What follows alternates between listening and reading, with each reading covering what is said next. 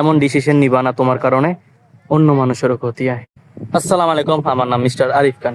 দেখো, আমি যখন ছোট ছিলাম তখন আমার যে যেটা বলতো আমি সেভাবেই চলতাম। যখন আমার 19 বছর পার হয়েছে তখন আমি আমার নিজের ডিসিশন নেওয়া শিখছি।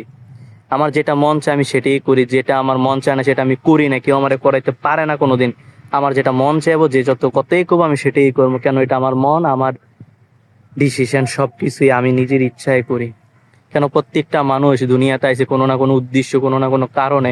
প্রত্যেকটা মানুষের কাজ হলো নিজের কারণটা, উদ্দেশ্যটা খুঁজে বার করার। তোমরাও একটা কথা বলি, তোমাদের মন যেটা বলবে করতে সেটাই করবা। কে কি কইলো, কি কি কইবো সেটা কানে দিবা না, সেটা মাথায়ও দিবা না। মানুষের মুখ আছে, মানুষ বক বক করবই।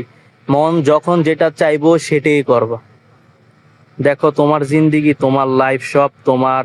যে কইবো তে আইয়া কইয়া চইলা যাবো, কিন্তু কেউ তোমার কিছু কইরা দিতে পারতো না। করা লাগবে তোমার নিজের, সবকিছু নিজে করা লাগবে। একটা উদাহরণ দে, মনে করো তুমি সমুদ্র দিয়ে গেলা, একটা জাহাজ দিয়ে, জাহাজটা ডুবে গেল, সাঁতরে কিন্তু পারে তোমার আওয়া লাগ। জাহাজের ব্যক্তিরা সবাই সবার জীবন লইয়া টানাটানি রাখবো, কেউ কিন্তু তোমারে বাঁচাইবো না। কিন্তু তুমি সেই জাহাজে চলতে হইলে টিকিট দিয়া যাইতে হবো। তো জীবনের লাইফটা এমন, কেউ কথা শুনবা না, নিজের ইচ্ছায় চলো।